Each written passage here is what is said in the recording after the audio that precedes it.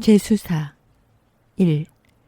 장강명 장편 소설 은행나무 1. 나는 병든 인간이다. 나는 악한 인간이다. 나는 호감을 주지 못하는 사람이다. 도스토옙스키의 소설 지하로부터의 수기는 이렇게 시작한다. 내 고백을 시작하기에도 그보다 더 좋은 문장은 없을 것 같다. 나는 22년 전에 사람을 죽였다. 칼로 가슴을 2번 찔러 죽였다. 뒷수습은 그럭저럭 했지만 살인 자체가 그에게 없던 일이라 여러 가지 실수를 저질렀을 거다. 내가 아는 지식이라고는 범죄 소설이나 영화를 보며 주워들은 정도가 전부였다. 지문과 피를 닦고 내 머리카락을 줍고 시신온도 측정을 방해할 수 있을까 해서 에어컨디셔너를 틀고 부패 속도에 영향을 미칠 수 있을까 싶어 죽은 몸 위에 비옷을 덮고 그 위에 또 이불을 덮고 이제 와서 돌이켜보면 에어컨디셔너를 튼 것과 비옷을 덮은 건 서로 효과를 상쇄하지 않았을까 싶은데 어떻게 하면 태연하게 건물 밖으로 나갈 수 있을지 주저앉아 고민했던 기억도 난다. 당시에는 내가 금방 경찰에 붙잡힐 거라 생각했다. 자수도 자살도 생각해봤다. 형사가 찾아오면 어떻게 할지도 궁리해봤다. 단순히 몇 가지를 물어보려고 오는 건지 나를 범인으로 여기고 체포하러 오는 것인지 상대의 표정을 보고 바로 알 수 있을까? 나를 의심하는 낌새가 있을 때 잠시 실례한다며 화장실에 가서 고통 없이 목숨을 끊을 수 있는 방법이 있을까? 약국을 돌아다니며 수면제를 모은 적도 있다. 의사 처방 없이 구할 수 있는 일반 의약품 수면 유도제는 독성이 강하지 않다는 사실을 나중에 알았다. 아무리 많이 먹어도 위장이 터져 죽는다면 모를까 약 성분으로 사망에 이르는 경우는 없다고 한다. 잘 끊어지지 않는다는 재봉용 나일론 실이 감긴 작은 실패를 지니고 다닌 때도 있다. 경찰서에서 취조를 받다 화장실에 간다고 자리에서 일어나 거기서 나일론 재봉살을 목에 칭칭 감으면 질식사할 수 있지 않을까 싶었다. 지금 생각해보면 우습기 그지없다. 나는 경찰의 용의자 명단에 오르지 않았다. 플라톤의 국가에서 글라우코는 소크라테스에게 기게스의 반지라는 신화 속 물건에 대해 말한다. 사람을 투명 인간으로 만들어주는 반지, 처벌받지 않고 범죄를 저지를 수 있게 해주는 반지, 마치 그 반지를 사용한 기분이었다. 양심의 가책을 느끼지 않았느냐고? 물론 처음에는 괴로웠다. 밤에 잠도 잘 못 잤고 경찰서 근처만 가도 가슴이 오그라드는 것 같았다. 제법 경관이 지나가면 괜히 위축되고 멀리서 사이렌 소리만 들려도 나를 잡으러 오는 거 아닌가 걱정이 됐다. 그러다 어느 날부터 사이렌 소리를 구별하게 됐다. 소방차 사이렌, 소리가 낮고 길다. 구급차 사이렌, 조금 더 전자음 느낌이다. 경찰차 사이렌, 박자는 구급차와 음색은 소방차와 비슷하다. 그 사실을 알고 나니 소방차나 구급차 사이렌 소리는 신경 쓰지 않게 됐다. 경찰차에 대해서도 아는 게 많아질수록 두려움이 사라졌다. 사실 사이렌을 울리는 경찰차들을 내가 걱정할 필요는 없다. 그런 차들은 대부분 순찰차들이다. 지구대나 파출소에서 신고를 받고 출동하는 112 순찰차거나 교통 단속을 하는 우리 지금 급하니까 비켜달라고 외치는 차들. 사건을 수사하는 형사들은 그런 차를 타고 다니지 않는다. 형사가 그렇게 사이렌을 울리면 범인들한테 도망가라고 경고하는 꼴이 된다. 나를 잡으러 오는 경찰이 있다면 태연한 표정으로 와서 참고인 조사다. 걱정하지 않으셔도 된다고 거짓말로 둘러대면서 경찰서까지 같이 가자고 하겠지. 아니면 불시에 와서 덮치든지. 여기까지 생각이 이르니 다음부터 적어도 사이렌 소리에는 놀라지 않게 됐다. 그 사실 자체가 중대한 발견이다. 처음에는 사이렌 소리가 들릴 때마다 불안과 후회에 시달렸다. 그런데 그런 격렬한 감정은 사이렌 소리가 멀어지면 함께 흐릿해졌다. 내게 위협이 되지 않는다는 걸 알게 되면서부터는 사이렌 소리를 듣는다고 이미 저지른 일에 대한 후회가 더 심해지지는 않았다. 즉, 나는 양심의 가책 때문에 떨었던 게 아니었다는 얘기다. 내가 두려워하는 건 체포되어 받게 될 처벌이었다. 2. 에너지 관리원 직원들하고는 전부터 친분이 있으셨나요? 아까 반장님을 아는 것처럼 말하던데 사건을 같이 수사하셨나요? 연지혜가 물었다. 차가 지독히 막혔다. 그들은 한남대교에 갇혀 있었다. 앞에서 사고라도 난 것 같았다. 연지혜는 이런 걸 싫어했다. 꼼짝 못하고 묶여있기. 그저 가만히 기다리기. 엘리베이터가 늦으면 어린아이처럼 짜증이 났고 차도를 건널 때면 횡단보도에서 녹색 신호등을 기다리기보다 시간이 더 걸리더라도 지하도나 육교를 택했다. 남들 앞에서는 자기 진짜 성격이 드러나지 않게 늘 조심했다. 욕을 하고 싶은 기분이 들면 아이고 라는 감탄사로 대신했다. 그녀는 욕을 하는 법이 없었다. 말도 일부러 느릿느릿하고 부드럽게 미소를 지으려 했었다. 다른 사람들은 다 속아 넘어가는 것 같았다. 연지혜가 매사에 너무 차분해서 무섭다고 하는 지인도 있었다. 그런데 이 양반은 잘 모르겠단 말이지. 연지혜는 조수석을 흘낏 쳐다보며 생각했다. 서울경찰청 강력범죄수사대 강력범죄수사 1개 강력 1팀 일반 소속 형사인 연지혜 경사는 운전대를 잡고 있었다. 그녀는 블랙진에 검은색 티셔츠, 검은색 재킷 차림이었는데 피부도 가무잡잡했다. 모르는 사람이 본다면 패션 센스가 남다르다고 오해할 수도 있겠지만 모두 고민 없이 인터넷 쇼핑으로 산 최저가 제품들이었다. 연지혜는 중학교를 졸업할 즈음 자신이 미인이 될 수 있다는 희망을 접었다. 그럼에도 가끔 길거리나 술자리에서 그녀에게 눈길을 주는 남자는 있었다. 기본적으로 체형이 좋은 데다 근력 운동을 열심히 하는 덕에 군살이 없어 머리부터 발끝까지 몸에 긴장감이 흘렀기 때문이다. 이목구비가 뚜렷하고 얼굴선이 조금 이국적이어서 학창시절 내내 별명이 동남아, 말레이, 태국 등이었다. 이런 별명이 인종차별이라는 생각은 아무도 못하던 시절이었다. 조수석에는 강력범죄수사대 강력범죄수사 1개 강력 1팀 일반 반장인 정철이 경위가 앉아 있었다. 정철이는 구겨진 면바지에 구겨진 화이트 셔츠, 역시 구겨지고 품이 넉넉한 양복 재킷을 입고 있었다. 그래도 평소와 달리 면도는 깔끔하게 한 상태였다. 정철이도 옷차림에 전혀 신경을 쓰지 않는 사람이었다. 최근 10년 사이에는 직접 옷을 사본 적도 없었다. 그 역시 20년 넘게 형사 생활을 해온 이답게 몸이 탄탄했으나 외모는 그다지 눈길을 끌지 않았다. 술자리에서건 길거리에서건 낯선 이성으로부터 관심 어린 시선을 받을 가능성은 전무했다. 지하철 승강장에서 수십 번을 마주쳐도 기억이 잘 나지 않을 얼굴, 뭐라고 별명을 붙여야 할지 알 수 없는 외모였다.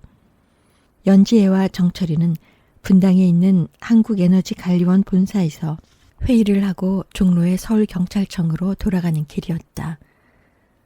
아니, 뭐 같이 수사한 건 아니고 내가 거기를 수사했지. 에너지관리원과 함께 일한 적이 있느냐는 연지혜의 질문에 정철이가 열이 없는 목소리로 대답했다. 문장을 시작할 때나 말하는 사이에 뭐라고 하며 한 박자 뜸을 들이는 게 정철이의 말버릇이었다. 에너지관리원을 수사하셨다고요? 거기 직원들이 가짜 석유를 파는 주유소에 단속 정보를 흘리고 돈을 받은 적이 있었어. 몇 년 전에. 그걸 우리 팀이 수사했었지. 그래서 에너지 관리원 사람들 표정이 그렇게 떨떠름했군요. 뭐 그랬나? 정철이는 여전히 무심한 분위기였다. 그는 흥분이라든가 열기라든가 하는 단어와는 거리가 멀었다. 차갑다거나 날카롭다기보다는 심드렁함 또는 무기력함 쪽에 가까웠다. 늘 한두 계단 위에서 상대를 내려다보는 느낌을 주는 사내였다. 그래서 무표정하게 있어도 어딘지 상대를 비웃는 듯한 인상이 들었다. 흐느적거리듯 팔다리에 힘을 주지 않고 걸었고 목소리도 작은 편이었다. 대화를 할 때에도 상대의 말에 귀를 기울이는 것인지 대충 흘리는 것인지 알 수가 없다. 방귀 좀 낀다고 하는 강력범죄 담당 형사들이 모인 강력범죄 수사대에서도 베테랑으로 꼽히는 이로는 절대 보이지 않는다. 체구도 큰 편은 아니다. 그러나 한편으로 저 얼굴에 제일 어울릴 직업이 뭐일 것 같으냐고 묻는다면 제법 높은 순위로 강력팀 형사라는 답이 나올 것 같기도 하다. 사무직이나 영업직으로 보이지는 않는다. 그리고 강력팀 형사라면 속내를 알 수 없는 얼굴이 큰 강점이 된다. 건달들은 그 앞에서 긴장하고 범인은 자신이 꼬투리가 잡힌 게 아닐까 불안해한다. 실은 같은 형사로서도 대하기가 부담스럽다. 강력범죄수사대에 부임한 지 2달이 넘었건만 정철이와 일 얘기 외에 다른 대화는 길게 나눠본 일이 없었다. 그녀가 강수대 신참이라서 반장을 유독 어려워하거나 반대로 정철이가 연지애를 길들이려고 일부러 거리를 두는 건 아니었다. 정철이는 다른 팀원들에게도 그다지 살갑지 않았다. 꾸중을 하는 적도 없지만 칭찬을 하는 때도 거의 없다. 일반 형사들이 모두 참석해 술을 마신 회식은 2달 동안 딱 한 번 있었다. 업무가 아니면 에너지를 최대한 아끼는 것 같다. 자기 자신에 대해 말하는 모습도 보지 못했다. 팀원들의 사생활에도 관심이 없어 보인다. 그런데도 강력 범죄수사 1개, 강력 1팀 형사들이 정철이에 대해 험담을 하는 모습을 본 적이 없다. 경찰청장에서부터 서울청장, 강수대장, 강수계장, 팀장까지 신나게 씹어대다가도 정철이 반장은 건너뛰고 다른 선배나 동료 형사의 흠을 잡는 것으로 넘어간다. 형사들은 정철이를 존경하는 것 같았고 어느 정도는 분명히 그를 두려워하고 있었다. 여기 길은 왜 이렇게 막혀? 경찰들은 뭐 하는 거야? 연지의 마음을 아는지 모르는지 정철이가 옆에서 싱거운 농담을 던졌다. 이럴 때는 순찰차를 타고 사이렌을 울리면서 중앙선 넘어가고 싶어요. 연지에도 싱거운 농담으로 답했다. 선배 형사들은 예전에 길이 막히면 종종 그랬다고 들었다. 그런 얘기를 들려주는 선배들은 요즘엔 그러면 절대 안 되지 라면서도 은근히 뻐기는 분위기였다. 속으로 무슨 생각을 하는지 굳이 듣지 않아도 알 수 있었다. 그 시절이 좋았는데 너희는 모를 거다. 연지혜와 정철이는 에너지관리원에서 다음 주 예정인 언론 브리핑을 어떤 식으로 할 건지 논의하고 돌아오는 길이었다. 가짜 석유 50억 원어치를 만들어 유통한 폭력 조직에 대한 사건이었다. 수사는 사실상 종료 단계였다. 수법 자체가 새로운 데다 범인들이 바지 사장을 2단계로 준비하는 바람에 애를 먹긴 했다. 그래도 주범들은 검찰에 넘긴 상태였다. 단순 운반책들을 불러 진술을 받는 일이 남긴 했는데 시간은 좀 걸릴 테지만 부담스럽지는 않았다. 반쯤은 반복 작업이었다. 윗선들은 다 잡혔고 전모도 드러났고 가벼운 혐의만 적용하겠다고 하면 다들 술술 불었다. 머리가 나쁘거나 의욕이 없어서 자기가 한 일을 도통 요령 있게 설명하지 못하는 치들이 덜어 있었지만 경기도에 제법 똑똑한 어느 폭력 조직 두목이 있었다. 그자가 자기 동네 근처에 있는 폐기물 업체와 짜고 동남아에서 경유 500만 리터를 들여왔다. 수입할 때 이 기름에 검은색 물감을 풀고 난방용 폐유라고 속였다. 이렇게 하면 세금이 붙지 않는다. 그렇게 들여온 저급 경유를 국산 경유와 섞어 가짜 석유를 만들었다. 그걸 자기들이 차린 주유소에서 팔고 다른 주유소에도 공급했다. 폭력 조직이 운영하던 주유소의 사장 A는 이틀 동안 뻔질뻔질한 이야기를 늘어놓았지만 통하지 않았다. 이틀째 저녁에 그 인간은 담배를 한 대 달라고 하더니 맛있게 피우고는 배우 조종자로 삐를 불었다. 그러고는 자기는 이제 보복을 당할 거라며 오스카급 연기를 펼쳤다. 시경에 잡혀온 B는 A에게 살벌하게 으르렁거렸지만 자기 혐의에 대해서는 이상할 정도로 순순하게 시인했다. 알고 보니 B 역시 하수인이었다. A가 붙잡히면 버티는 신용을 하다가 B를 불기로 계획이 되어 있었다. B는 일이 잘못되면 감옥에 다녀오기로 하고 미리 4천만 원을 받았다. B는 돈 때문이 아니라 협박을 받아서 어쩔 수 없었다고 주장했다. 진술을 듣던 연지에는 아이고 아이고 하며 맞장구를 쳐주었다. 바지사장 A와 바지사장이 아닌 척했던 바지사장 B, 제법 똑똑했던 조직폭력계의 신세대 보스와 똘마니들, 시설을 빌려준 폐기물 처리업자, 젖을 경유를 들여온 수입업자, 서류 조작을 도와준 관세사, 폐유 보관업체 대표와 직원들, 가짜 석유 제조책, 가짜 석유를 공급받은 주유소 대표들, 단속에 대비해 주유소에 이중저장 탱크와 주유기 이중 밸브를 설치한 설비 기술자들, 유통 담당자들과 탱크로리 기사들까지 다 잡아들이고 났더니 30명이 넘었다.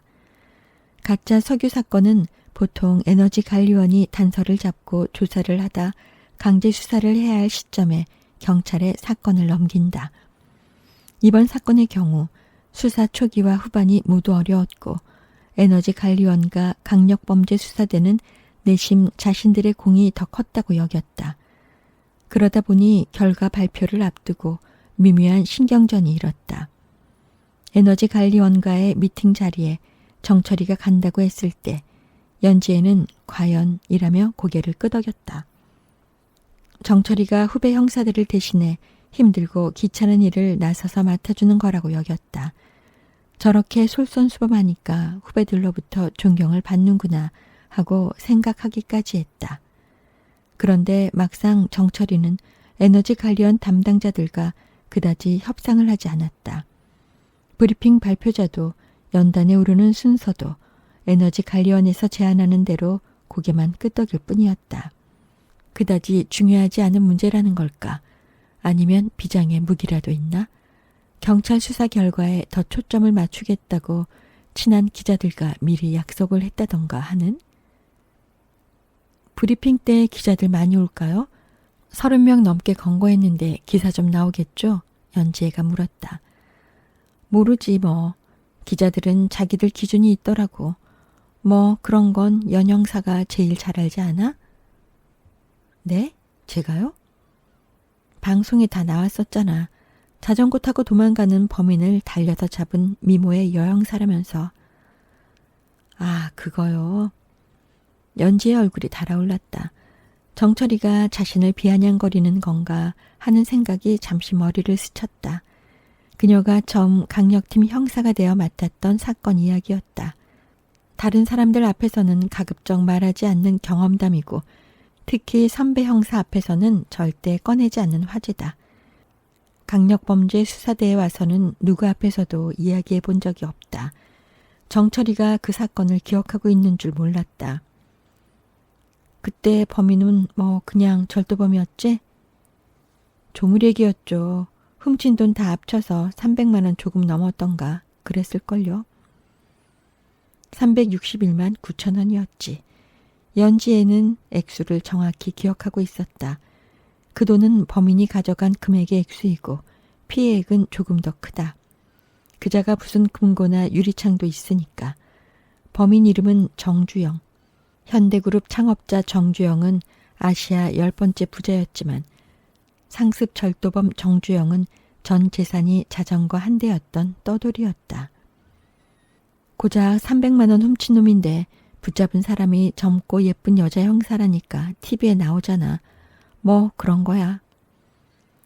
젊고 예쁜이라는 말이 거슬렸지만 그런데 일일이 신경 쓰다 보면 경찰 생활 못한다. 지구대에서 근무할 때에는 취객들로부터 온갖 성적인 욕설과 외모 비하 발언을 들었다. 연지에는 그러네요 하고 맞장구를 쳤다. 그리고 브리핑 당일에 무슨 일이 생길지 모르지. 그날 새벽에 어디서 큰 사고가 난다. 그러면 기자들은 다들 그리로 가겠지. 그러네요. 매사에 마음을 비우는 게 좋아. 그러면 마음이 편해. 뭐 기사 많이 날 거라고 예상했다가 별로 안 나오면 실망스럽잖아. 아예 기대도 없으면 나오는 기사마다 흐뭇하고 고맙지. 정철이는 태연한 표정으로 하나마나한 이야기를 했다. 연지에는 자기도 모르게 가시 섞인 질문을 던졌다. 수사할 때도 그런 마음가짐이신 건 아니죠? 범인도 잡을 수 없을 거라고 생각하면 진짜 놓쳐버려도 마음이 괴롭지 않잖아요. 정철이는 입을 다물고 한동안 말이 없었다. 연지에는 최대한 고개를 정면으로 향한 채로 눈동자만 조수석 쪽으로 돌려 분위기를 살피려 했었다. 말 실수한 거 아니니까 그렇게 눈치 살피지 않아도 돼. 그리고 운전할 때에는 앞을 똑바로 보라고. 그렇게 곁눈질을 하면 위험하잖아. 네. 그냥 연 형사가 한 얘기를 생각해보고 있었어. 뭐 그러고 보니까 정말 그런 것도 같네. 나는 수사할 때도 좀 그런 태도야. 뭐 범인 놓칠 수도 있지 하는. 네? 조금 전에 핀잔을 들은 것도 있고 연지에는 머리를 획 옆으로 돌렸다. 정철이의 얼굴에 비꼬는 기색은 없었다. 비유하자면 군인이 태평한 말투로 전쟁에서 질 수도 있지라고 말하고 소방관이 천연덕스럽게 화재 현장에서 사람을 못 구할 수도 있지라고 주장한 거나 다름없는 상황이었다. 게다가 강력범죄수사대 형사는 그냥 경찰이 아니다. 군인으로 치면 특수부대원에 해당한다. 내가 형사 생활을 22년 전에 서대문 경찰서에 시작했거든. 거기서 살인사건이 났어. 갓 20이 넘은 여대생이 원룸에서 칼에 찔려서 발견됐지. 그래서 수사본부가 차려졌는데 내가 막내였어. 정철이가 갑자기 옛날 이야기를 꺼냈다. 3. 내가 두려워하는 대상이 양심이 아니라 체포 가능성이라는 걸 깨닫고 스스로에게 질문을 던졌다. 만약에 절대 체포되지 않는다면, 벌받을 가능성이 없이 편안하게 살 수 있다면 정말 즐겁게 살아갈 수 있겠어? 너 그 정도로 뻔뻔한 인간이야? 그 정도로 비열한 인간이야? 아니면 그 정도로 강한 인간이야? 이것은 소크라테스가 글라우콘에게 던지는, 혹은 플라톤이 국가의 독자들에게 던지는 질문이기도 하다. 처음에는 경찰에 붙잡혀 인간의 벌을 받는 게 두렵다는 마음 이상의 좀 더 심오한 차원의 공포심이 있었다. 가끔은 내 존재가 심연의 나락에 떨어진 듯한 기분이 들었다. 이마에 살인자의 낙인이 찍히고 세상으로부터 영원히 추방당한 것만 같은 그 막연한 기분까지 부정하지는 않겠다. 하지만 그걸 다른 말로 표현하면 결국은 신의 벌을 받는 게 두렵다는 뜻 아닐까. 하늘이 두렵지 않느냐는 말의 의미가 뭔가. 내가 살아있는 동안 벌을 받지 않아도 죽어서 지옥이라는 곳에 가서 구워지거나 튀겨지는 고통을 겪을 거야 라는 얘기다. 그런데 나는 신을 믿지 않는다. 지옥도 믿지 않는다. 카르마라든가 인과응보 같은 말은 다 지옥의 다른 표현이라고 생각한다.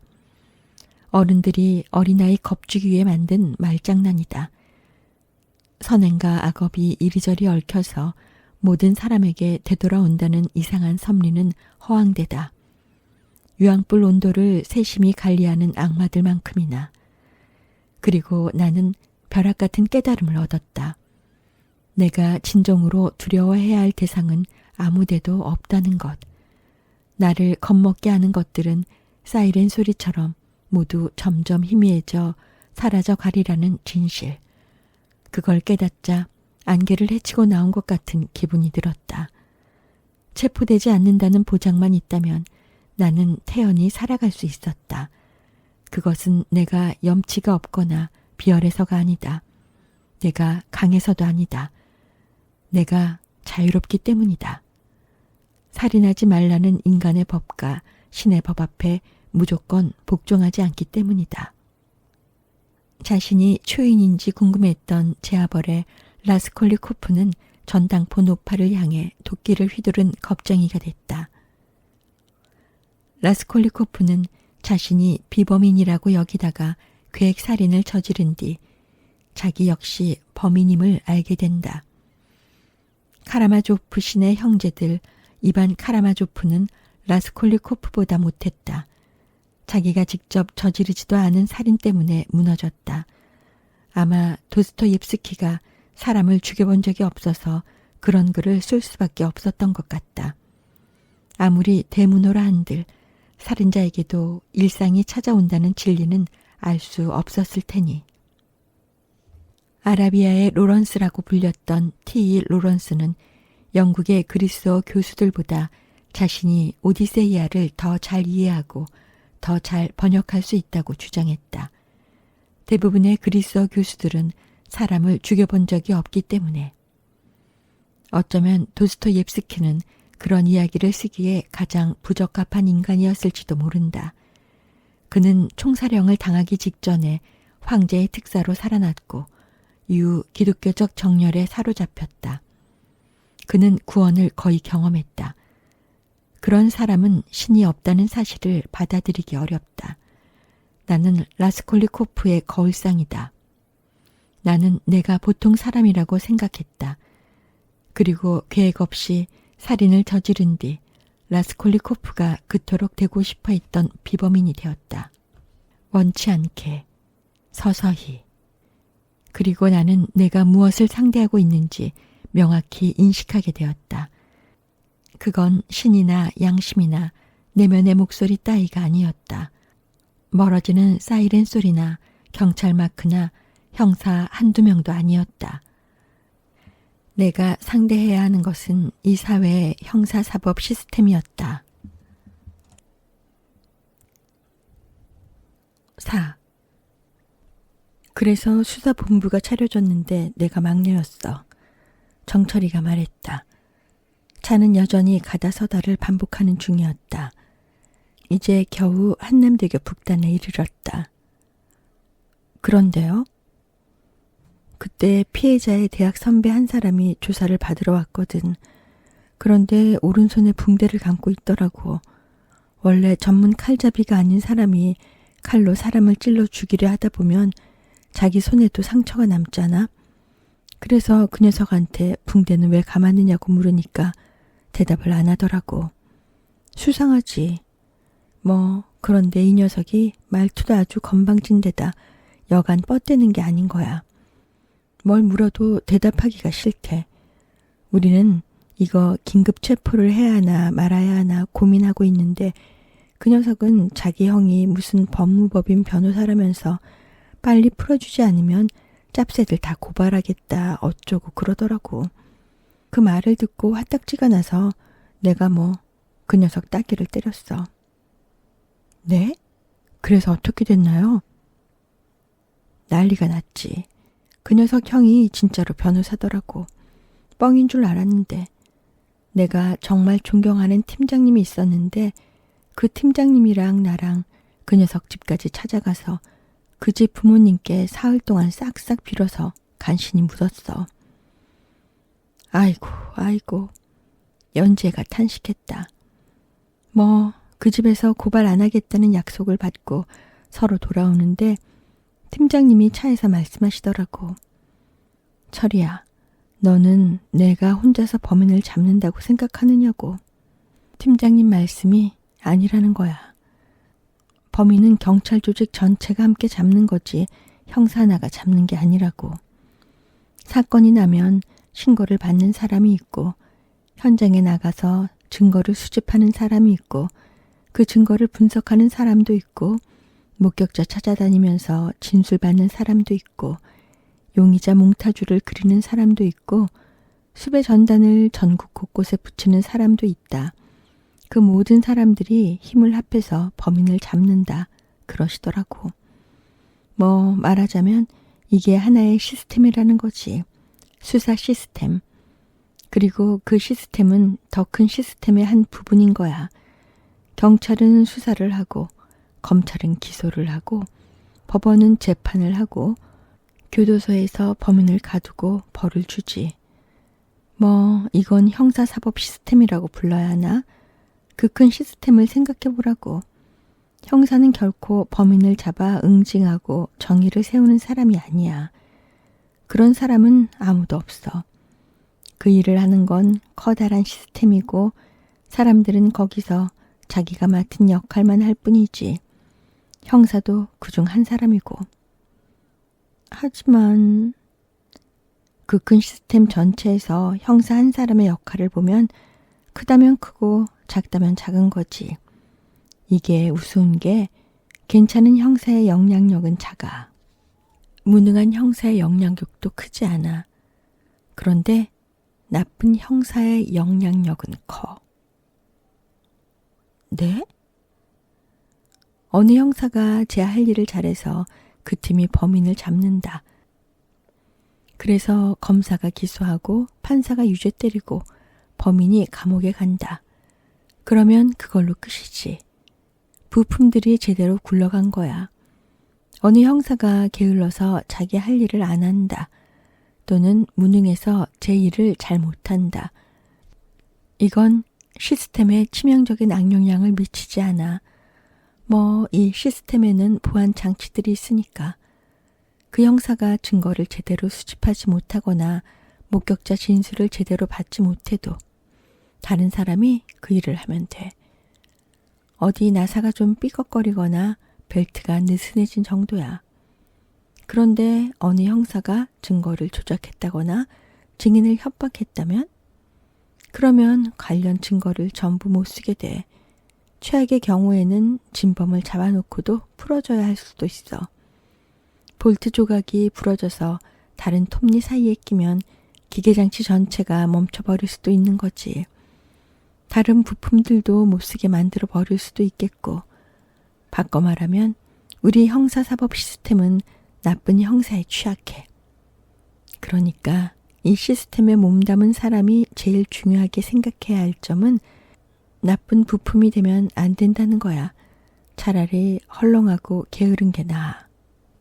어쩌면 궤변 같기도 하고 이전에는 미처 생각해보지 못했던 관점이라 연지에는 한동안 말이 없었다. 연지에는 가짜 석유 사건을 수사하며 들은 다른 궤변에 대해 생각했다. 수사 능력이란 한 종류가 아니다. 어떤 형사는 범인의 심리를 잘 읽는다. 어떤 형사는 물증을 놓치지 않는다. 어떤 형사는 잠복을 잘한다. 어떤 형사는 절도 사건을 잘 해결하고 어떤 형사는 소년범들과 금방 친해진다. 연지의 재능은 대화였다. 선배들은 참고인이나 피의자들이 연지의 앞에서는 길게 이야기를 하는 모습을 보고 놀라워 있다.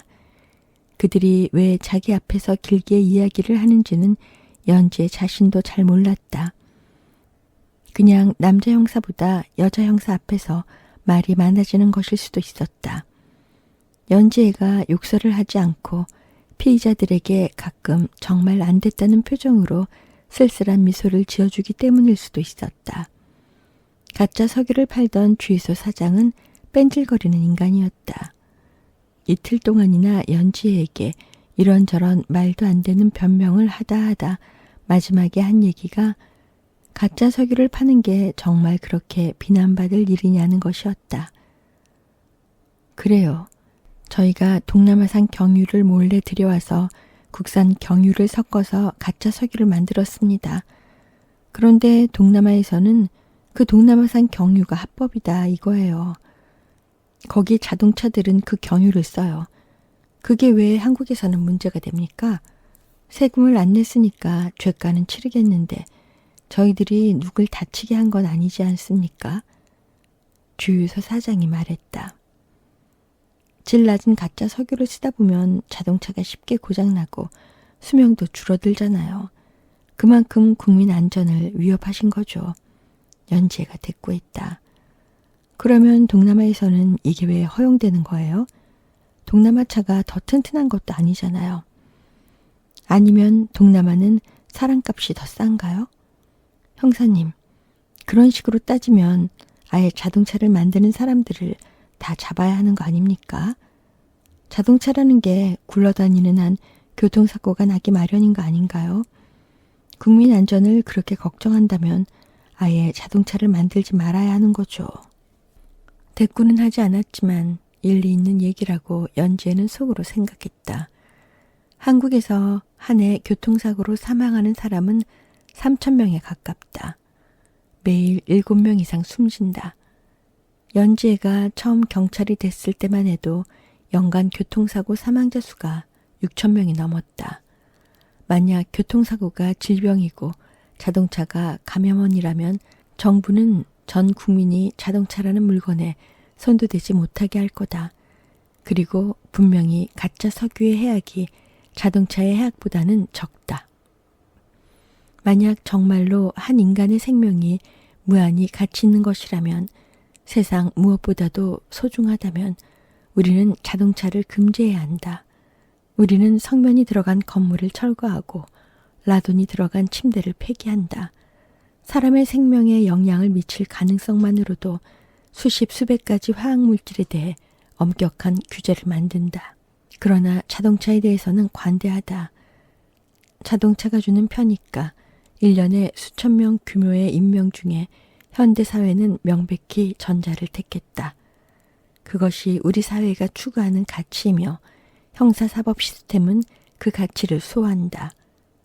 현대사회가 추구하는 가치는 대체로 정의롭고 또 인간의 생명도 중시하는 편이지만 정의와 인명이 전부인 것은 아니며 늘 그들을 최우선으로 여기는 것도 아니다.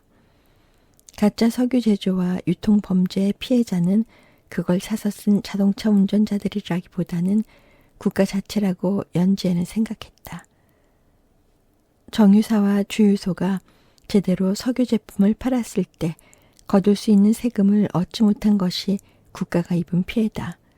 그리고 세금을 제대로 내지 않는 것, 가짜 석유를 파는 것이 범죄인 이유는 국가가 그것을 범죄로 정했기 때문이다. 다른 이유는 부차적이다. 강력 범죄 수사대에 오면 더 나쁜 놈들을 잡을 수 있을 줄 알았는데. 차가 천천히 앞으로 나갔다. 반장님이 때린 남자는 범인이 아니었나요? 연재가 물었다. DNA를 채취했는데 아니더라고. 알리바이도 있었고 손의 상처는 과일 깎다가 난 거라는데 더 확인할 수는 없었고. 정철이가 말했다. 범인 잡았나요? 그 사건? 아니, 못 잡았어. 시신에서 정액도 나왔고 용의자 CCTV 사진도 있었거든. 방송에서 공개 수배까지 했어. 그런데 범인을 못 잡았어. DNA도 있고 사진도 있는데 범인을 못 잡았다고요? 황당하지? 요즘 같으면 며칠이면 잡을 텐데. 그 사건 그때 꽤 유명했어. 뭐 신촌 여대생 살인 사건이라고 검색하면 기사가 많이 나올 거야. 구독과 좋아요 부탁드립니다.